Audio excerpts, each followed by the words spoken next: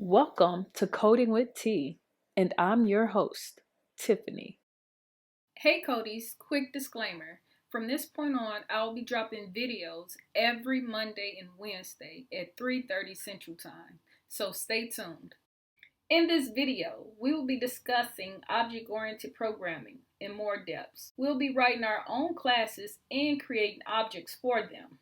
So now it's time for me to show you how to use fields, setters, and getters along with constructors and methods. Now, I've already created a program called OPP Java Demo. Now I'm going to create a new Java class called Staff. Throughout this tutorial, I'll be leaving comments, so when you see the forward slashes, those are comments giving you details of what I'm doing or what the code is below. So now that we've created our Staff class, let's create our fields. The first field will be a private string named name of staff members. And the next one will be a private final int. And I'm going to name it hourly pay. And I'm going to set the hourly pay to $50. The next field will be private as well. And we're going to create a int data type to store the hours worked. We're setting these fields private because as our program continues to grow, we want to limit who has access to these fields because we may not want other classes to access them freely or modify them. And this also helps prevent fields from being corrupted. At the same time, we can declare fields either private, public, or protected. And if we choose not to use the private, public, or protected keyword, then by default it's packaged private, meaning it's only accessible to the classes within the same package. With that being said, while creating fields, always ask yourself, will other classes need to access them? If no, set them private. Hiding fields from other classes is called encapsulation. One more thing I want to point out is the final keyword. Using the final keyword means the value cannot be modified after being created.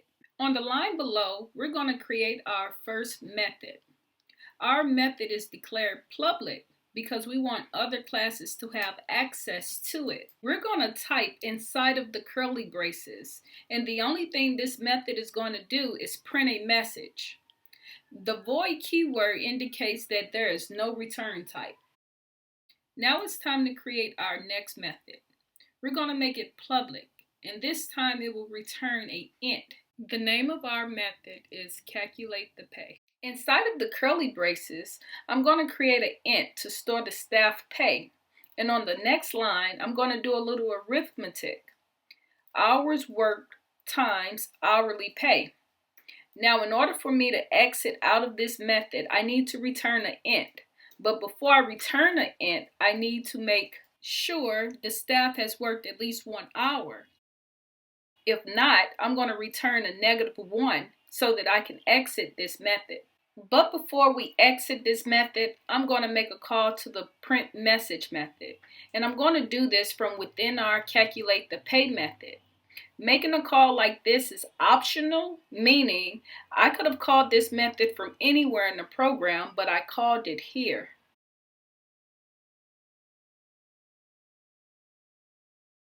Now we're going to create another method. I'm going to name it calculate pay, and it's public, and it's going to return an int.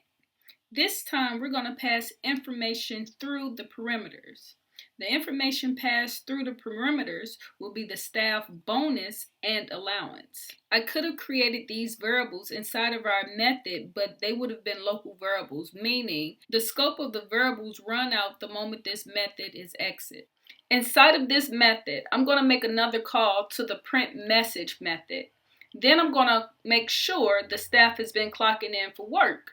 If the staff has been working, I'm going to return a little arithmetic, meaning the hours worked times hourly pay plus any bonuses and allowances. Else, I'm going to return 0 just to exit the program. Now let's work on setter methods. Remember, we declared our hours worked field private. Again, this means this field is not accessible anywhere outside the staff class. However, other classes may need to access this private field. In this particular situation, we create setters and getters to allow other classes to access the private fields. Furthermore, setters and getters are methods that gives us control over what rights the other classes have when accessing these private fields. Our setters will be public and it won't return anything. Therefore, we will use the keyword void. Then we will use the word set followed by the name of the field. Also, our perimeter will accept an integer value, hours. We're going to use that variable to set the hours worked field. But before we set the hours worked field, it's always good practice to check to see if any hours have been worked. If hours exceed 0, we will set the hour worked field. Else, we will print out an error message instead.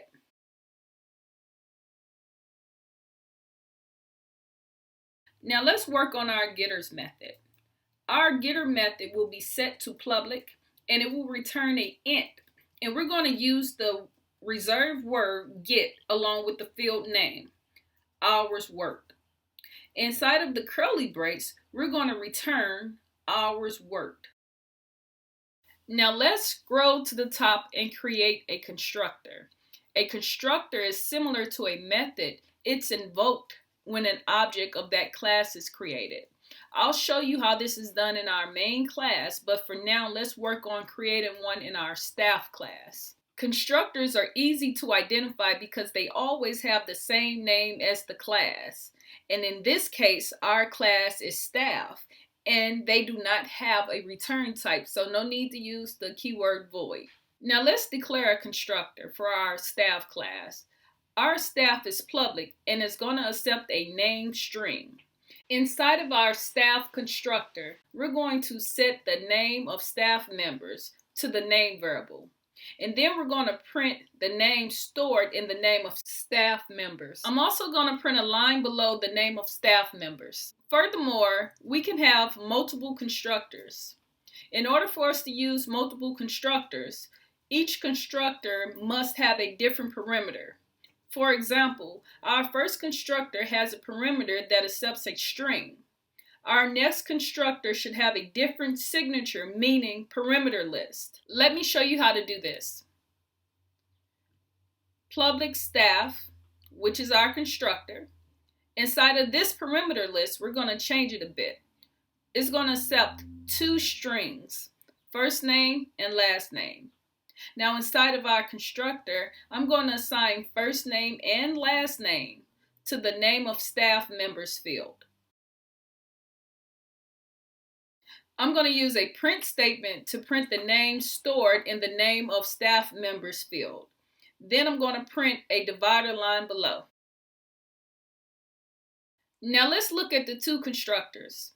The first constructor would be used if all I wanted was the first name of the staff member.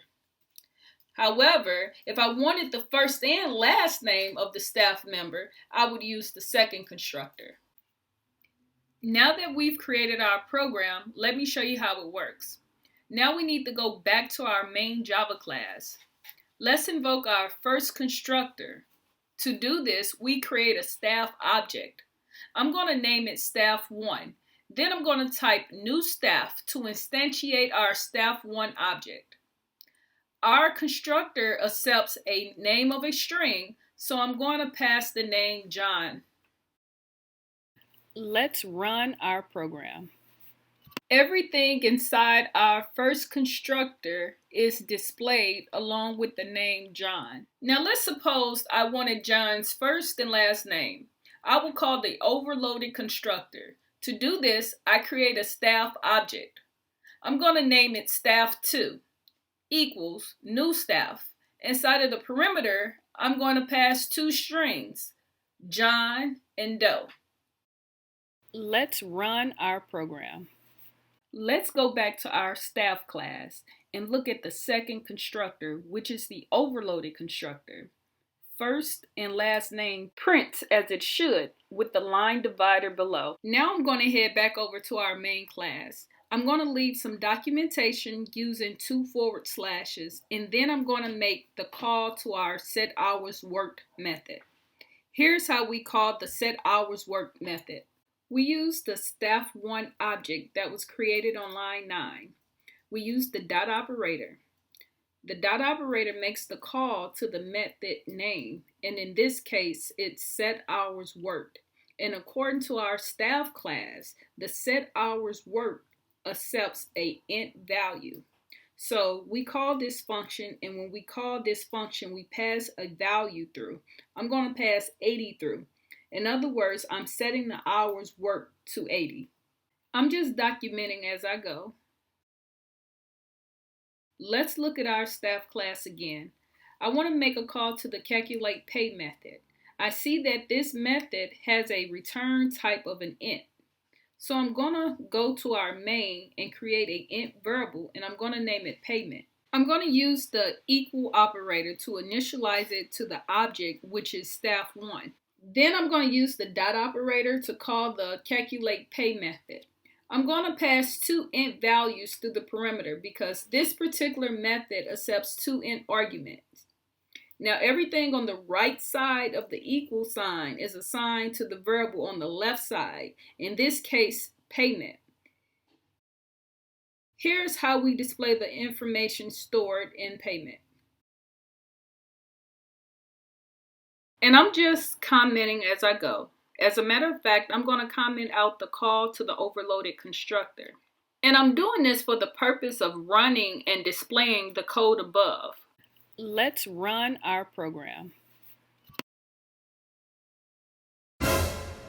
After making the call to the method located in our staff folder, I typed a string, and there's a typo in my string, by the way, but it's not a problem. I'll fix it later. It's a simple grammatical error. I use the plus sign, which concatenates the string and displays the information stored in payment.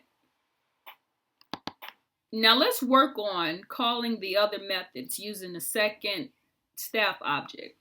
I'm going to uncomment the overloaded constructor, and I'm going to do the same thing I did before, but this time I'm going to call the calculate the pay method.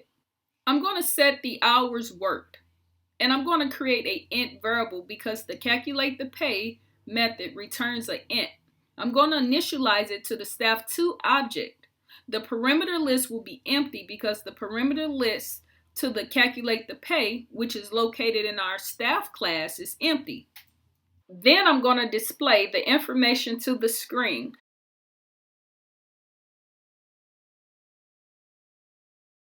Let's run our program.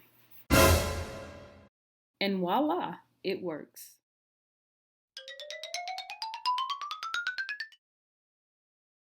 If you're not caught up, get caught up on the other videos. Don't forget to like, share, comment, subscribe if you're not subscribed. Make sure you turn on your notifications. I can't wait to catch you all on the next video.